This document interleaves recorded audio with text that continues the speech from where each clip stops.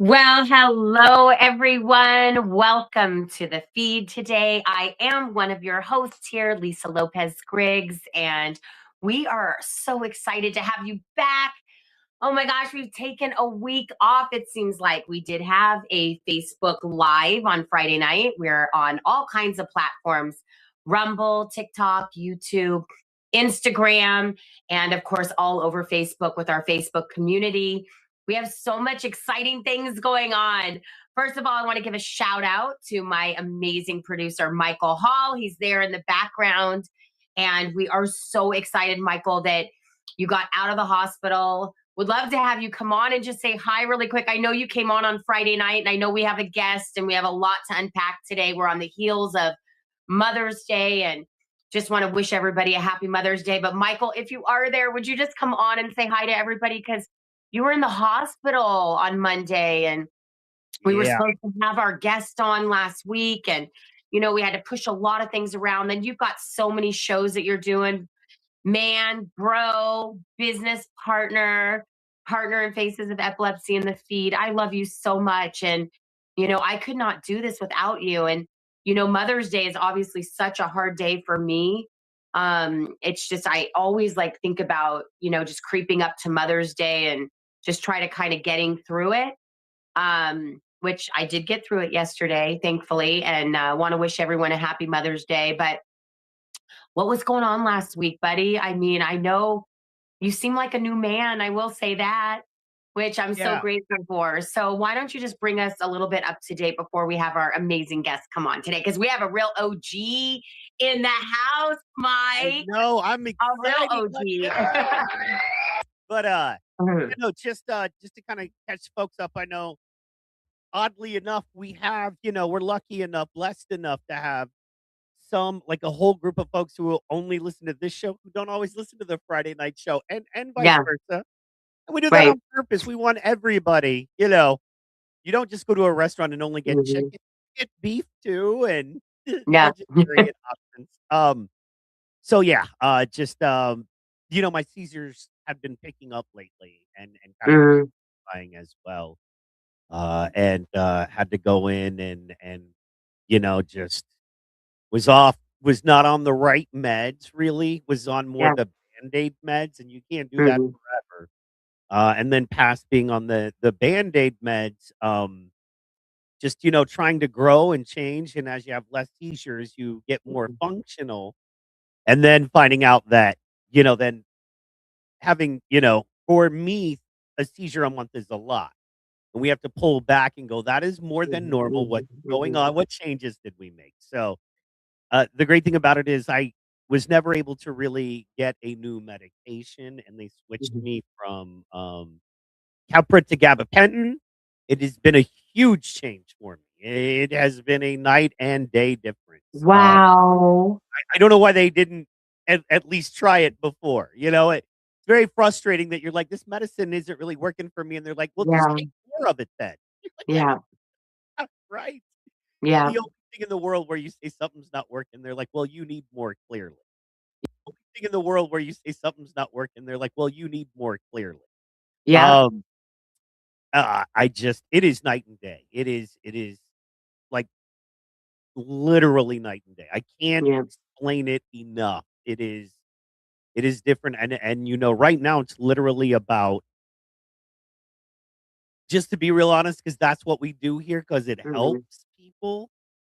Uh, I was telling my wife last night, like, I thought my baseline was, like, depressed and angry and dysfunctional, and I fought my way out of that, and I mean, it's affecting my sleep in that, and it's not great in that I'm not sleeping, but I'm not Mm. bothered, and that's an issue. But when you're not taking a lot of marijuana to get to sleep and to kind of Right. be Yeah. a depressant, like a antidepressant drug, really, Mhm. literally, because you Yeah. have tried antidepressant drugs and they are so hard on you with your epileptic Mhm. drugs that you can't do that. So you do the marijuana, and not that I don't knock anybody for doing what they need to do, right? Yeah. But there is a thing, take it from a habitual marijuana user for over 20 years, guys. there are side effects like anything else, and Yeah. it's okay, but there are side effects. You're gonna fight some kinda natural other Mhm. tired, some sluggishness, you know, like a little bit slower comprehension, which can lead to some frustration, lack of Mhm. understanding in real-time situations, and I'm sorry, I just wanna share with everyone because I didn't know this was an option, Yeah. right? And once again, I'm trying to reestablish my baseline, not in a bad way, but in a good way. And I keep telling 'em, like, "I feel so happy, this is weird." Like, I'm afraid Yeah. of what it and more so, maybe I'm just not on the things that made me not feel happy, because Yeah. as you dial in and you feel more it's just that I don't feel like I need, all the coffee, all the sugar, Mhm. all Mhm. the tea every day Mhm. when I start my day to functionally start my day, and in fact, Yep. I'm like, "Oh, I don't want that'll slow me down." I still love my coffee, but, it's like I always loved my coffee, but it's just it's just different, man, and I pray to God anybody going through it, get somebody I mean, it's like, I just wanna talk to more neurologists and more people Mhm. responsible for prescribing these medications, right? Because this is our whole thing, this is what we Yep. do, we share. I'm sorry, I'm preach I Yep. this is your fault, young lady. I was trying not to come on today, because I I know, feel like but you know what? I feel like this is so important, really, really important because I was thinking about the chapter that you have in the book, Surviving Setup, and I'm like, oh my gosh, we're gonna have to like completely add this into your chapter because people should not be afraid of changing their medication. I remember when my son Judah was on Keppra and he was 14, and that was the first medication he was put on, and he was not the same child, Mike. He wasn't. He was homicidal, he was suicidal, he was angry, he was punching walls, he was doing things that now looking back, I see why he was acting like that because I now know about Keppra rage. I now know about the side effects that people struggle with Keppra, but I don't ever remember the neurologist telling us how severe the side effects are of Keppra. If it wasn't, meeting someone like you or other people in Faces of Epilepsy, I would have never known. And just be able to help people to advocate that if you need to change your medication, do it. We give you the permission today yes. to change your medication. Have conversations with your ophthalmologist and your neurologist and people around you, your caretakers, advocates. Don't be afraid to ask to have your medication switched. There's many other seizure medications out there other than Keppra. And we are so taught to not fight our doctors. And I'm not Yeah. saying just have a combative nature relationship with your doctor. I don't recommend that. Hmm.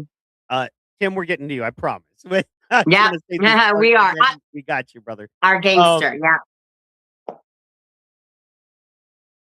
okay, so I went and saw a new neurologist, I don't know what, 2 months ago. We spoke about it briefly on this Hmm. show. Because even I had no idea how important it was. Because I was like, surely if it's this life changing of a situation, they're not gonna treat it like aspirin versus Tylenol. Right. They're not, you know what I mean? Like, come on. But I went and saw the guy and I was like, look, man, I've been on this solid for going on 4 years now, and it just doesn't work for me. Like, I want to try something else. And he was like, Hmm. take more vitamin D, bro. Take more vitamin D. And that is not the solution. And I realized now I should have been like, I'm not leaving till I no longer am prescribed Keppra, or I'm prescribed something in the place of Keppra to help me. Yeah. And I'm going right now on my social media, as small or as large. I'm going right now into the Faces of Epilepsy group, because this is something we're going to get into. It's more of a Friday night conversation, but we're going to Yeah. start getting into social media advocacy for Yeah. each other. Definitely. That means is all doctors have their little Facebook, their little offices. If a 500 or 1,000 epileptics go, why are you refusing to help this patient of yours that is assigned to you? You think that patient isn't going to get better help quickly? Hmm. No doctor wants that on Absolutely. their Facebook or Google reviews. Yep. Now, this is a new thing, so let me, you know me, let me just lock it in before I really launch it. Mhm. But if that doctor could have said gabapentin or really hard seizures that were really hard on me, 3 hospital stays, what it did to my wife and my family, we could have avoided all of that. If that Yeah. doctor would have just been kind enough to go, "Okay, let's try this instead. Okay, Yeah. try this and call me in a week and Yeah. tell me how you feel." And so, Yeah. I'm not the one to be on a mission against. Okay. So these doctors are gonna start working with us and listening to Mhm. us, period, the end. That's all I gotta say about that, and by the way, I wanted to wish you a happy Mother's Day. I love you. You are Thank one of the most you. amazing moms in all of our Mm. life. You are the you are the mom for you are the mom for us in Faces, over 2,400 people. Now, it's hard to keep up. We be growing so quick. Let's go. Yes, we are. But 2,400 now, almost 2,500. I know. And that's because of your caring nature. Only somebody Oh. like you, with the love you approach this with, the patience, the understanding, Mm. the commitment to God for you and your soul and what you've had to overcome, which few people will ever know. I don't fully know, but I feel like I know a little bit more just because of, our friendship, but, just thank you. As we've Oh. had other people say on here, as I've told you off air, what you've gone through would totally destroy others, or others would just be working so hard to kinda get back, and that's great, and we love them and we support them, Mhm. but for you to do this, I'm here because of Oh, Michael, thank you so much. we are here, and Reek, all of us. I just need you to Yeah. know we're all here and doing better and getting help because of your heart and your strength, because no one else, because of you. So thank you. Oh, thank you. Thank you so much, Michael. God is just so good. He's been doing so many amazing things. And our next guest who we're going to have come on, that we were trying to get on last week, um, with everything going on that was going on, is an amazing warrior. I got a chance to meet him through another one of our guests, Colleen Quinn, who many of you know does a lot of seizure safety in schools. She helped pass Paul's Law in New Jersey. She's very, very well connected in the epilepsy space. She's also an educator. Introduced me to our guests and said, "You really, Lisa, and Michael, need to have this gentleman on your show. He's a true warrior. And not only that, he's a real advocate for epilepsy, not just for his own thing, but really in championing the causes, and being a cause fighter for so many others. And I think that's how he got his name. But he's coming to us today from Florida. He's been so patient with us this morning. And I'm so excited to have the original OG, okay, who's going to join us, Tim Ulmer, the Epilepsy Gangster. So excited, sir, that you're here. Thank you. It's amazing. Actually, though, I am coming to you from Atlanta, Oh, not Atlanta. Florida. That's right, Atlanta. Well, you know what? Maybe there's work to be done in Florida. There is. Yeah. Oh my gosh, I've had a couple of good guests from Florida. I love it. Well, as you can see, I'm still a little hoarse. I think I'm trying to get up with your voice that you have. You have this whole gangster voice, which is, I think, how you got, the branding for everything that you're doing with the Epilepsy Mhm. Gangster. For those of like our audience isn't really familiar with your work and what you're doing, why don't we start with basically why epilepsy? Like, what is your relationship to epilepsy? I have epilepsy's been a part of every crucial decision in my life because I've had it since the age of 2. It was simply falling down a stairway as a toddler and getting a concussion. And Mm. so that had to do with that did everything from being mistaken for daydreaming in grade school to whether or not I should drive to whether or not I where I had to go to college. It cost me my big dream of career in the Navy. It cost me a chance in politics, and then ultimately it caused trouble with dates. I didn't find the right woman until I was 41 years old. Wow. And I didn't know then if I'd be a good father. So it's been a part of everything. So Oh my goodness. that's why I decided to do it. I really, but I'm fortunate that my parents were both educators, and they hit me with the idea that if God closes one door, He's opened another one, and that door might not be noticeable because it's painted by the same as the walls or something like that. But there's another door in there, and we just have to probe around to find it. And the opportunity that's waiting for us on the other side of the door could be just as big as what we think we're walking away from. So I noticed how your voice changed right there. Right. And I have a couple of questions already just based on what you said. The first thing is that I think a lot of people, including myself, always related epilepsy to something that was hereditary. However, you have just stated not necessarily. You fell down the stairs and got a concussion. I too also believe that my son, through his younger years, through his head injuries, is actually what brought his epilepsy on, because it was not hereditary in our family. He didn't have any specific gene, other than when he did finally go in for tests, they said, yes, he is, his brain is susceptible to seizures, and that's why he was diagnosed with juvenile epilepsy at 14. Why did your voice just change? What is that all about? Starting 13 years ago, I had a vagus nerve stimulator implanted. And it's a way to think of it would be a pacemaker for the brain. And it's a little thing about the size of $3.50 implanted right underneath my skin in my breast. But then wires are ran up, and it's hooked to the vagus nerve in the neck, which is like a pipeline into the brain.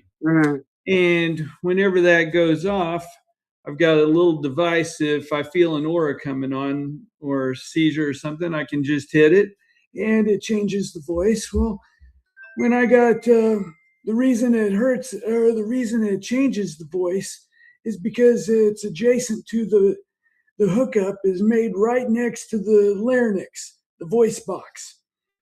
And at the time I was thinking about making a show of my own, I figured it's got to be part of a brand. If I'm interviewing somebody and my voice goes out, previously I could be having luncheon with somebody, and if this happened, I'd lose control of the conversation, because then they're wondering, does he have COPD? Does he have throat cancer? Does he have lung cancer? What is it? And so I'd lose control. And everybody said, you sound like somebody from the movies. And I said, well, tell me who. And for the people that could think of a name, I always thought of The Godfather, Don Corleone, played by Marlon Brando. See, oh my gosh, look at how it just changes like that. Yeah. Wait, do you know any time it's going to change? Yeah, every 5 minutes for 30 seconds. That means it's only 10% of the time, but darn it, it seems like I'm very talkative, and it seems like many of the times right before I'm supposed to trying to make a big point in a conversation or something, that's the 10% of the time that's fires. Wow. Wow. How do people respond to that? Because I think it's so interesting that you had this, the implant done, but not everybody responds the same way. I don't tell people about it unless I know I'm going to be doing business with them in the future, or they're friends, or they're going to be friends or something. Then I'll let people know. Otherwise, I don't care. Yeah. And I don't feel it that much. It makes me a little bit thirstier at times. There's no pain. I probably have less of a sore throat than you do right today. I know, you could see me with the halls, one right after the other. I'm like, Yeah. God, did you plan this for my voice to be so hoarse again? I keep telling Mike, because you're a producer too, so you understand. I keep telling Mike, gosh, my voice, my voice, my voice.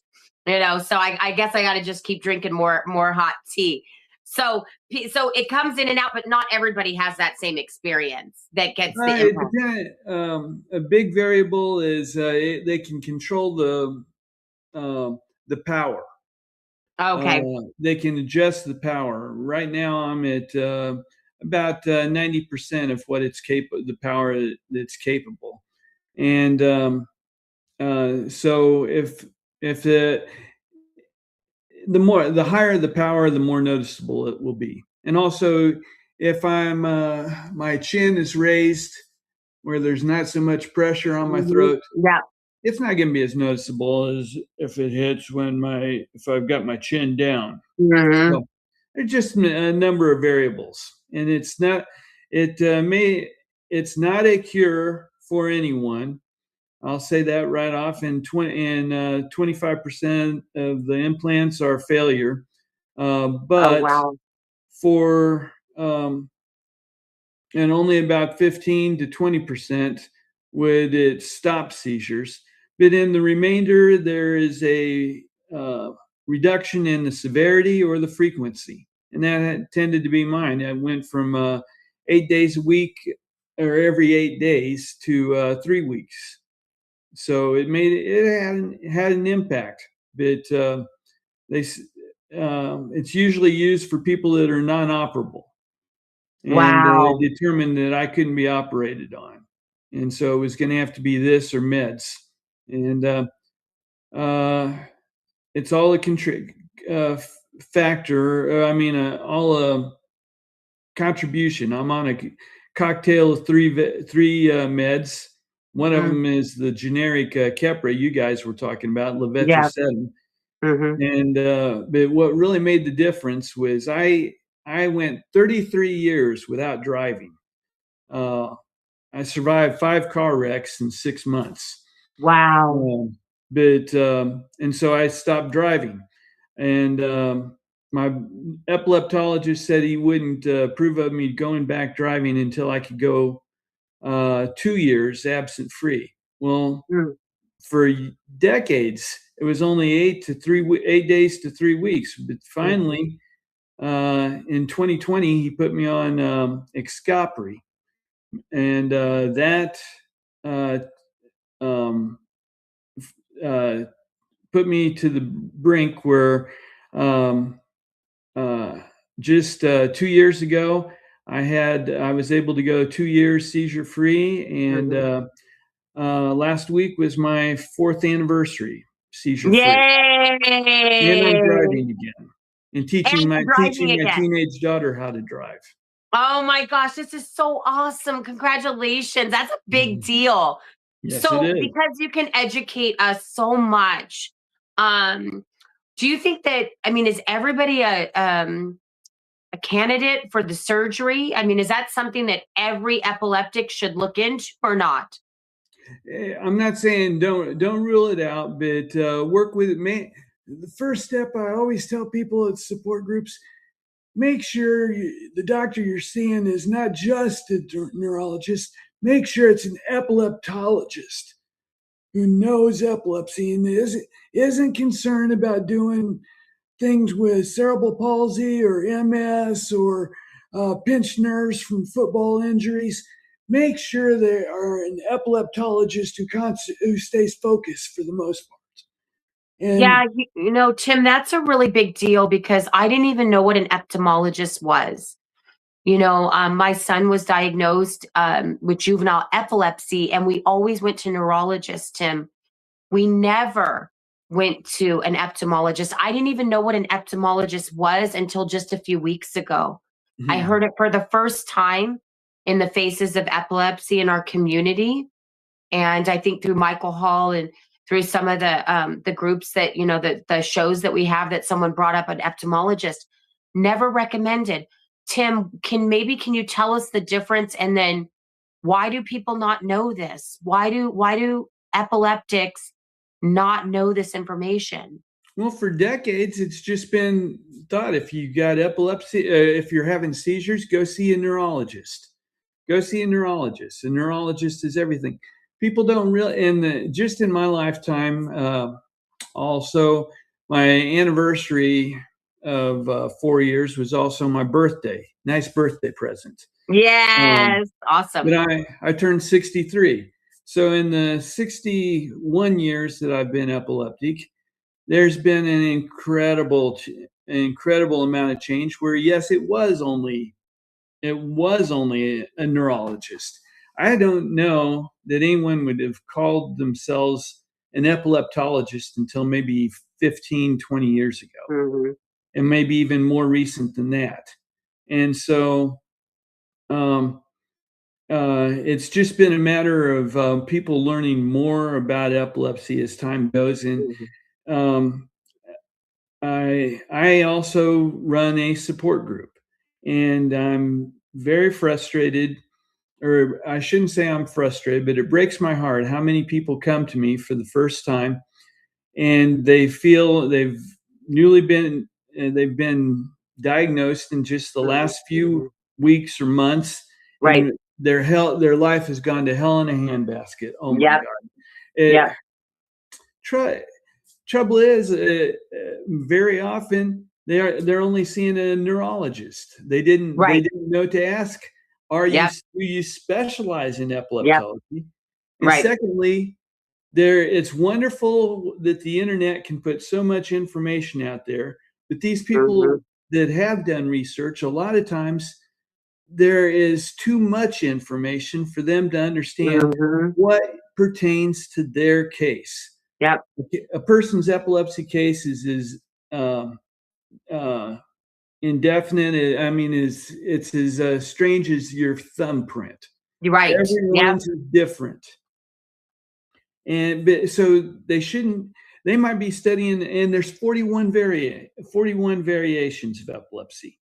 Right, all the different seizures, and then I think like on top of that, the 40 different ones, and then I think there's something like 60 that actually come like from the 40, right? Like 40 that and then there's like 20 extra ones, I guess, off those 40. So that's news to me, huh?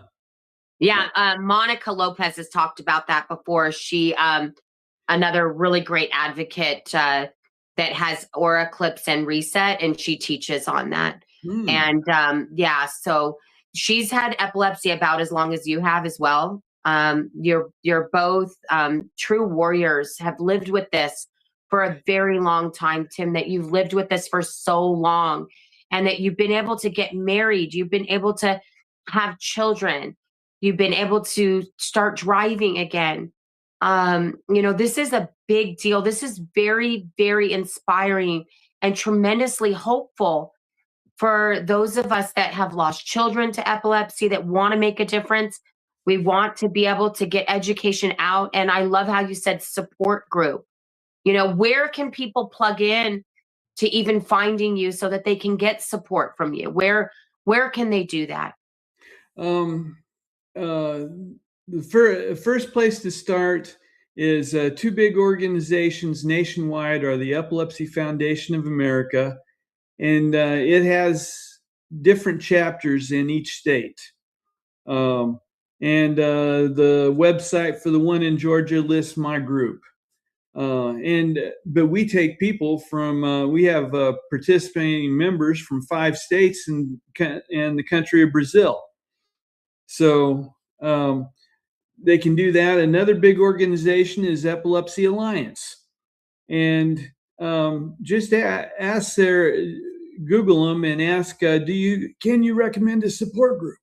Many times your doctors, your epileptologist, or the neurology department of a hospital might be able to recommend a support group. And I've been associated with support groups since 1988 when I was living in Chicago. Right. And the benefit of it is, for one thing, it's a source of information that can be where you can learn about what life is like for people with epilepsy, whether you're a parental caregiver or whether you're a new diagnosee yourself, and it's a shoulder to lean on. Yep. People are feeling isolated, especially if they lose their car keys. They and their family, their friends don't want to talk to them anymore or something. Yep. Happens a It's lot. amazing how much people love to associate with other people who can understand. So I highly recommend. When I moved to Atlanta in 2004, there wasn't a single group in Greater Atlanta, whereas Chicago had 12 30 years earlier.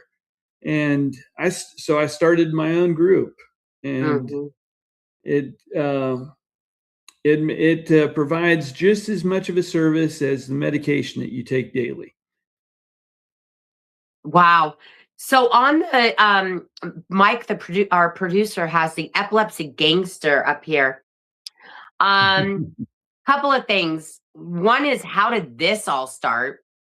Well, a friend of mine was going to tried to start a TV network for Roku, and she said, "Hey, would you like to do a show about epilepsy?" Never thought about it, but my background was in TV, and I said, "Sure, I'd try it. I'm a ham. I never miss an opportunity to speak up." Well, her idea, her network didn't take, but I had these shows, and the thing that in all of my time at support groups that really hurts me is how many I can tell people encouraging stories about a famous person like FloJo Griffin, the Olympian, or Sir Isaac Newton. That's right. Or Albert Einstein. But that's going to go through one ear and out the other. Right. They got to visualize it. And so I started doing a search for people who are living happy, productive, and socially active lives despite their epilepsy. Yes. And I am proud to say this is my 4th season. Colleen and her son Paul were in my 1st season as advocates, as warriors, because of Paul's Law getting enacted in New Jersey. Right. But this year I've got a former doctor who is also epileptic, who's a sailor and done 30,000 miles across the world for epilepsy. I've done a story about a husband who was a caregiver. And I've got another story here about a man in Kenya who's epileptic. He was a chef, and he started a clinic for epilepsy in Kenya, but he noticed the thing that, as bad as Americans think they have it, people in Africa think that epilepsy is either demonic or it is a contagious disease. Yes, and correct.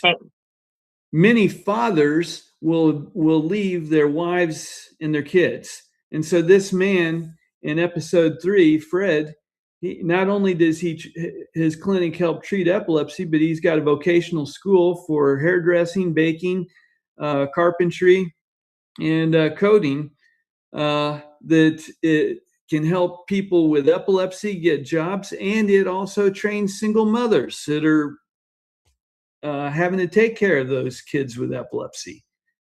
And episode 4 here is about a woman Dara Howard, who's a screenwriter, and she's a model, and a big epilepsy advocate. And the last episode was a doctor who's had, he was a pediatrician, and he's had 4 failed surgeries for his epilepsy, and each one took away a little bit of his memory, and he's had to give up medicine. But he has found happiness by taking care of the animals at his family farm.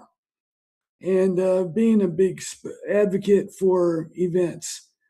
And I'm very proud that the next episode that's going to be posted in a couple of weeks is the author of the Americans with Disabilities Act, Congressman Tony Coelho. He's now retired. He passed the law, got the law passed in 1992 by George Bush, signed by President George Herbert Bush. And it basically said employers and businesses cannot discriminate against people because of their physical disability. That's right. And he himself had epilepsy as a result of a head injury on his parents' dairy farm. And he wanted to be a Catholic priest, but he got all the way through college. And the Catholic Church said, as good a shape as he was, we can't take you because you are possessed by the devil. Unbelievable. That was a law that was 1,600 years old in the 20th century being enforced. And so he's going to be the next episode. I'm excited to present his story. Gosh, this is like so amazing. For someone that is just being diagnosed for the first time, as you said, what would you want to tell them? Be patient. Be patient, because it's going to take a while to figure out just what the variation is and figure out a way that's going to work. Just because Kepra works on Charlie doesn't mean it's going to work okay on Luna. Just because Excapri works for me doesn't mean it's going to work for Natalie. And after trying, and sometimes they have to be used in tandem. A cocktail is the joking term. So be patient. It's going to take a while. It's not like buying something on Amazon that if a doctor tells you to try something, it's not like something on Amazon where if you don't like it, you can ship it off and get it returned overnight. This is going to take a long time. And I had there was a man on a support group I saw online. His entry was, I've been having epileptic seizures now for 30 days and my doctor is a quack. I thought, it's good that we were online and I wasn't seeing him in person, because I needed to grab him by the shoulders and shake him. I said, you've only been at this for 30 days. I've been at it for nearly 6 decades at the time. And I said, it takes time to figure out just what the variation is and come up with a plan that works for you. And so that to me was evident that the man had not done his homework and didn't know what he's dealing with. He was lost. And so that's why I was patient with him in my reply. But be patient. And something that else is start keeping a diary, a journal. Good. Because write down every time you have a seizure or an aura, what you're doing. What time of day is it? What did you eat last? It's good. And sooner or later, you're going to find there's things that in your lifestyle that trigger seizures. Right. I know when I was having seizures and still having auras, 70% of them occurred working at the computer. And I discussed it's either because of my frustration of the time at the machine, right, and not giving myself enough breaks, or it's the blue light coming off the screen. I'm not sure which, but you'll start to notice patterns, and then you can just avoid those things. So be patient, keep a journal, and it's good to say a little prayer all the time. Amen. I love that. I love that. And for those of us that maybe, like yourself, have been on the journey for a lot longer and might be disappointed or frustrated because even though they're living, they're kind of existing. They're not really thriving. what kind of message of hope would you want to bring them today?